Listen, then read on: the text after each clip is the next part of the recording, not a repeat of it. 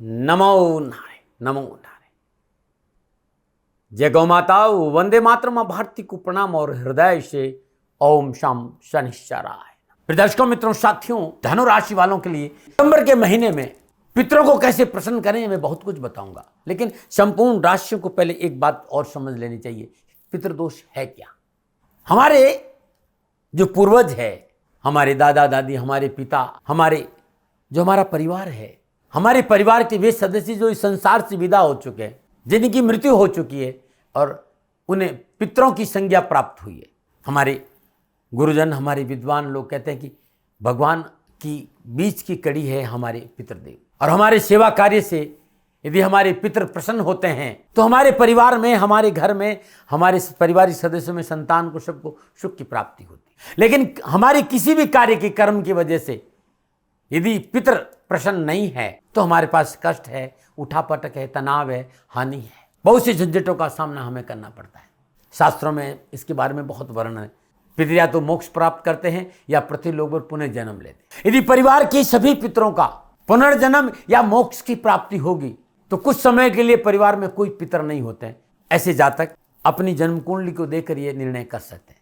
जन्म कुंडली बहुत कुछ बताती, चाहे वो वैदिक ज्योतिष हो, चाहे भृगुनंदी नाड़ी हो, चाहे जैमिनी ज्योतिष हो, और चाहे लाल किताब हो। पितृ ऋण की खूब चर्चा है और जन्म कुंडली देखकर ये निर्धारण होता है कि क्या आपको पितृ ऋण है, और पितृ ऋण है तब तर्पण आदि उनकी सेवा करके पितरों को प्रसन्न करना चाहिए, उनका आशीर्वाद लेना चाहिए। उन्हीं के आशीर्वाद से हमारी जीवन की परेशानियों का निवारण होगा।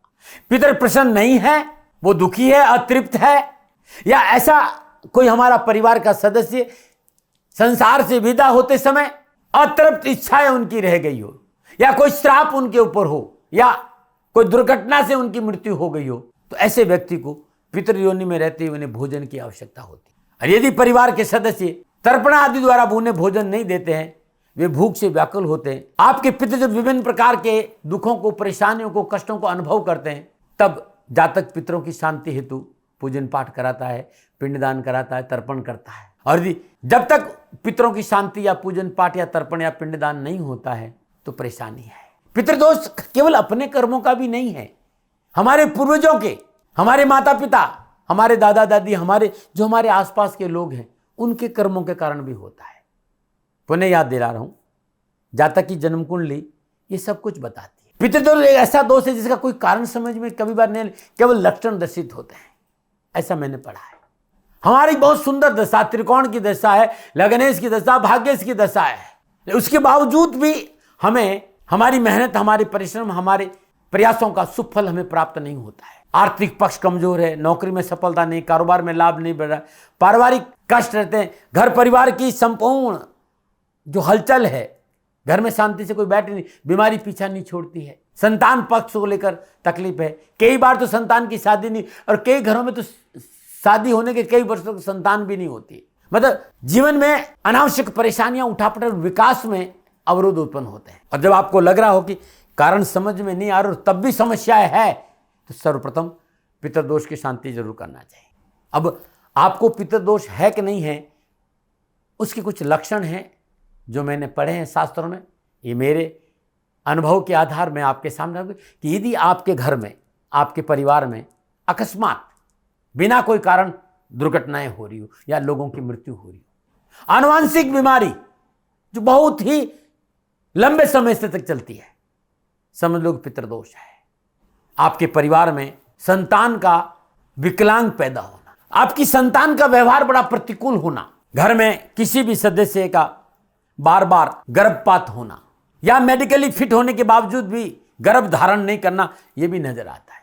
आयु के बावजूद भी समय पर विवाह नहीं होना, यह भी पितृ ऋण में आता है। घर के बाहर सब कुछ, लेकिन घर में आते ही तूफान उड़ता है क्लेश का, झगड़ों का, परिश्रम, मेहनत, संघर्ष के बावजूद भी गरीबी ने जोंक की तरह आपका दामन पकड़ दिया है, पितृ ऋण है। घर परिवार में पारिवारिक सदस्यों को नशे आदि की लत लग जाना, एजुकेशन में उठापटक, माथे पर बिना गलती कलंक का दाग लगना, मैंने ये देखा है। स्वप्न में बार बार सांप दिखना भी नजर आता है। कई बार मैंने ये भी देखा, लोगों को कहते कि हमारे परिवार का जो संसार से चले गए वो हमारे गेट पे खड़े होकर हमसे भोजन मांग रहे हैं। खाना मांग रहे, कपड़े मांग रहे, इस तरह के संकेत मैंने देखे हैं। यदि ऐसा कुछ है तो श्रीमद् भागवत गीता के 11वें अध्याय का पाठ करें। कुछ दिनों के बाद आपको महसूस होगा कि स्वप्न में आपके पितर के दर्शन हो रहे हैं। जब आप सोने जाए, सोने से पहले स्वच्छ जल से अपने हाथ पैर धोकर अपने इष्ट का ध्यान करते हुए पितरों का से प्रार्थना करें और प्रार्थना करें कि जो मेरे पितर है वो मेरी सारी गलतियों को क्षमा करके हमें दर्शन दे। या कोई भी परेशानी है, कोई भी समस्या है, कोई भी काम आपका अटक रहा है, तो प्रार्थना करिए अपने पितरों से कि मेरा काम हो जाए तो मैं शांति पाठ करूंगा। और आपकी प्रार्थना करने पर, पाठ कराने के बाद वो काम हो जाता है, इसका मतलब ये प्रमाणित हो गया कि पितृ शांति करवानी है। मित्रों, साथियों, श्राद्ध पक्ष दिन, मृत्यु तिथि के दिन तर्पण करना, पिंडदान करना, गरीब निर्धन ब्राह्मणों को भोजन कराना, उन्हें वस्त्र और दक्षिणा देना, ये अद्भुत उपाय है पितृ पक्ष में, श्राद्ध पक्ष के दिन। जिस तिथि को पितरों का संसार से विदा होना हुआ है या जिस तिथि को आपके पितरों की मृत्यु हुई है, उस तिथि के दिन पिंडदान करना, तर्पण करना, पूजा करना, भोजन करवाना, वस्त्र और दक्षिणा का दान देना अच्छा माना जाता है। और यदि तिथि याद नहीं है तो श्राद्ध पक्ष की अमावस्या के दिन सभी का तर्पण और पिंडदान करना शुभ माना गया है। प्रत्येक सोमवती अमावस्या के दिन पितरों को भोग दे। उपले होते हैं गाय के गोबर के, अग्नि तैयार करिए, चावल और दूध की खीर बनाइए और पितरों के नाम से उस अग्नि में खीर की आहुति दीजिए। जल का छींटा देने पर हाथ जोड़कर ओम पितृदेवता भ्यो नमः इस मंत्र का जाप करें, पितृ प्रसन्न होंगे। हर रोज उगते हुए सूर्य को जल दें और जल देने के बाद वेद माता गायत्री ओम भूर्भुवः स्वः तत्सवितुर्वरेण्यं भर्गो देवस्य धीमहि धियो यो न प्रचोदयात्, इस मंत्र का जाप करेंगे तो पितृ प्रसन्न होंगे। पीपल के पेड़ में जल देना और जल में पुष्प, दूध, गंगा जल और काले तिल चढ़ाकर पितरों को याद करके जल देना और पितरों से क्षमा मांगने से भी पितर प्रसन्न होते हैं। यदि किसी ने भी आपसे कहा है कि पितर ऋण है तो रविवार दिन किसी भी गौशाला में गुड़ और गेहूं का दान देना भी उत्तम माना। गाय को गुड़ खिलाना बड़ा उत्तम माना गया। और लाल किताब के सभी विद्वान तो यही कहते हैं कि यदि घर में पितर ऋण है तो घर के सभी सदस्य जैसे कि पिता हो गया, माता हो गया, भाई हो गया, बहन होगी, बेटी होगी, भुआ हो गया, चाचा हो गया, दादा दादी हो गए, सभी लोग अपने श्रद्धानुसार धन इकट्ठा करिए और किसी मंदिर में दान कर दीजिएगा, मुक्ति मिलेगी। हरिवंश पुराण का श्रवण करना, गायत्री मंत्र का जाप करना अच्छा माना जाता है। त्रिपिंडी श्राद्ध और नंदी श्राद्ध भी किया जाता है। नारायण बलि भी होती है, पितृगायत्री का अनुष्ठान भी होते हैं। हाँ, कुछ चीजें हैं। पितरों को मांस का भोजन अर्पित नहीं करिएगा और जिस दिन पितृ पूजन हो उस दिन मांस और मदिरा का सेवन नहीं करिएगा। पितृ पूजा स्टील, लोहा, प्लास्टिक और शीशे के बर्तन का प्रयोग नहीं करें। मिट्टी के बर्तनों का प्रयोग करना उत्तम रहेगा या फिर पत्तल में। जब भी पितृ पूजा हो कभी घंटी नहीं बजानी चाहिए। कोई भी व्यक्ति यदि पितरों का पूजन कर रहा हो उसे व्यवधान नहीं करना चाहिए। अपने घर के बुजुर्गों का सम्मान करिए। यदि आपको किसी ने कहा कि आपके घर में पितृ ऋण है तो गौ माता की सेवा करिए। हर रोज या हर महीने गौशाला में जाकर चारे की व्यवस्था करिए। हम बहुत मॉडर्न हो गए हैं, हमारी सारी परंपराएं हम भूलते जा रहे हैं। हमारे घर में एक परिंदा होता था पानी रखने की जगह, हर घर में पहले होता, आजकल नहीं है भाई।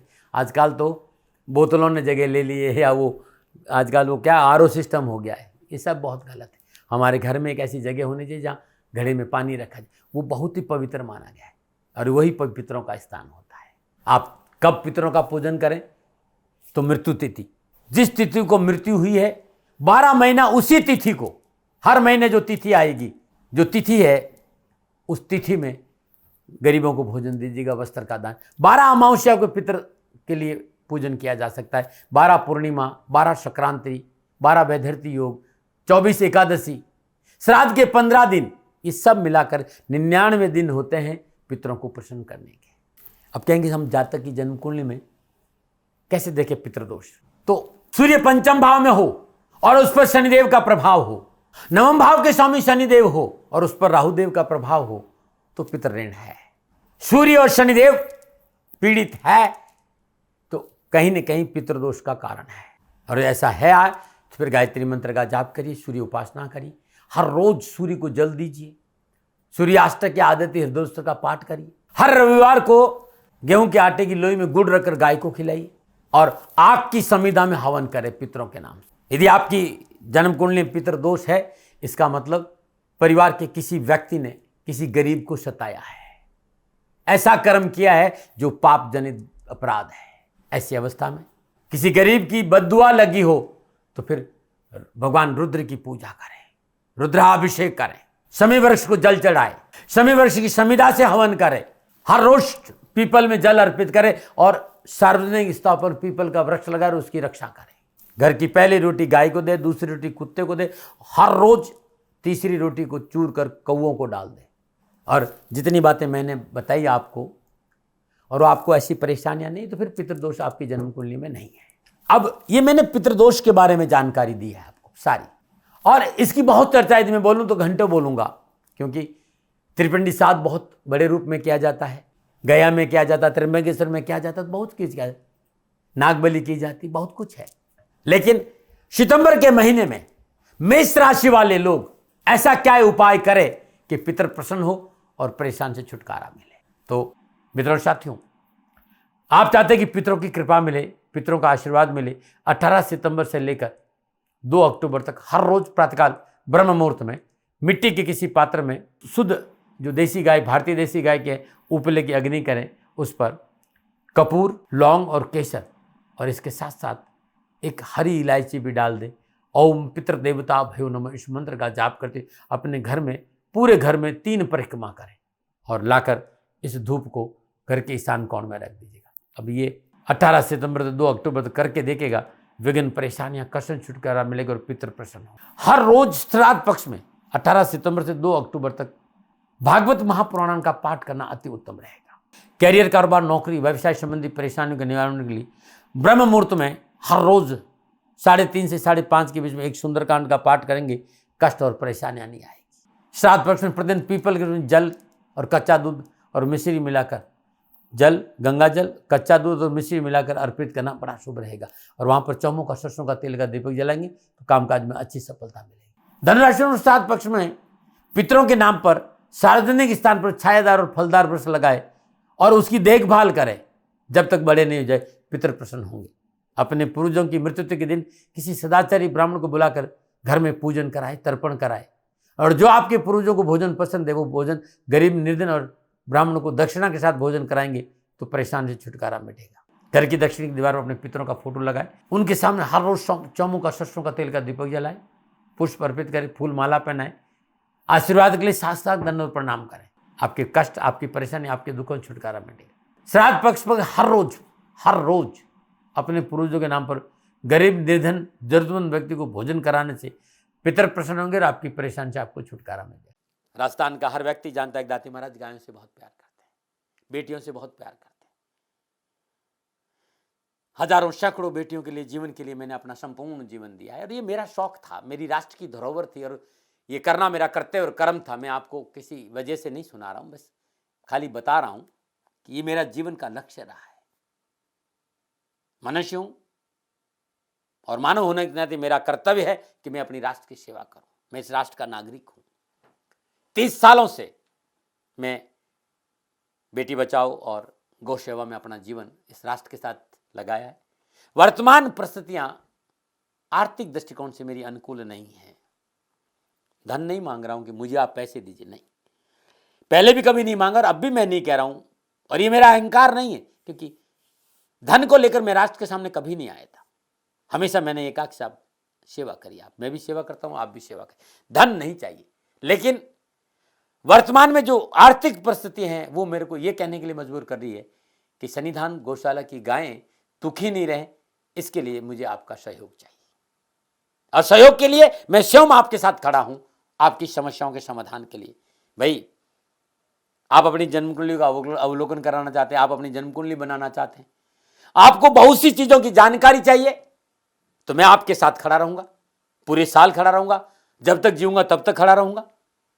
नंबर आ रहा है, इन नंबरों पर संपर्क करिए, आप मेरे से बात करिए, लेकिन इसकी एवज में गायों के लिए चारे की व्यवस्था कर लीजिए।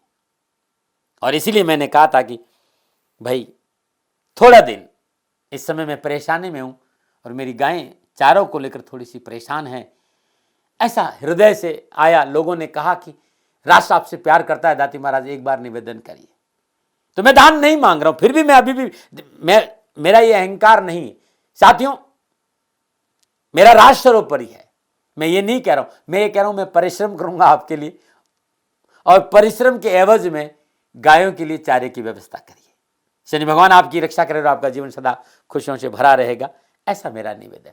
और वे लोग जो सक्षम है, सामर्थ्यवान है, और जिन्हें दाती महाराज के ज्योतिषीय समाधान की आवश्यकता नहीं, तो उनको मेरा प्रणाम। क्योंकि बहुत से लोगों को मैंने देखा है पिछले 1 महीने में, लगभग 20 से 25-50 लोग ऐसे भी हैं। मैं उन सब के प्रति अपना आभार प्रकट करता हूं, और ये सहयोग मैं जीवन भर याद रखूंगा। मित्रों, समय ऐसा है कि मेरी परिस्थिति आर्थिक दृष्टिकोण से अनुकूल संकेत नहीं दे रही है, इसलिए मैंने राष्ट्र से कहा कि सन्निधान गौशाला में परेशानी नहीं चाहिए। सरकार सपोर्ट कर रही है, अपनी सीमाओं में रहते हुए जो सरकार करती है, लेकिन उससे पूरा नहीं पड़ता है, ये आप भी जानते हैं। शासन की अपनी एक सीमा है और अपनी मर्यादा है, और शासन के पास और बहुत से काम है। लेकिन फिर भी मैं आप सभी का धन्यवाद देते हुए हृदय से पुनः एक बार निवेदन करना चाहता हूं कि आपको लगता है कि दाती महाराज के साथ सन्निधान गौशाला में खड़ा रहना है, तो नंबर है, जरूर सहयोग करें। मेरा कोई दबाव नहीं है, प्रार्थना थी। ओम नमो नारायण, ओम नमो नारायण।